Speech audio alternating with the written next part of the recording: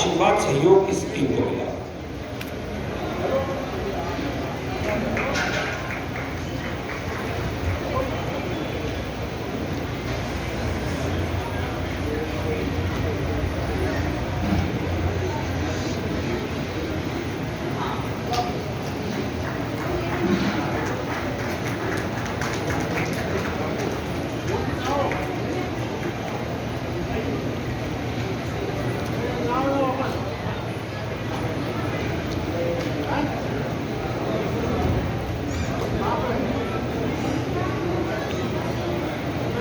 आदरणीय साथियों, इस पूरी टीम ने उज्जैन के आयोजन को सफल बनाने में अथक प्रयास किया।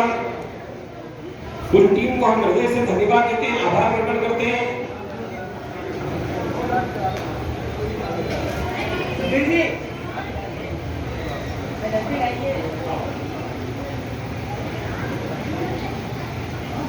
ये सुनकर सामूहिक विवाह सम्मेलन में जितना हमारा योगदान रहा उससे सबसे ज्यादा अधिक हमारे मनोज जी शेष आपको रहा है। अब इनको बहुत बहुत धन्यवाद।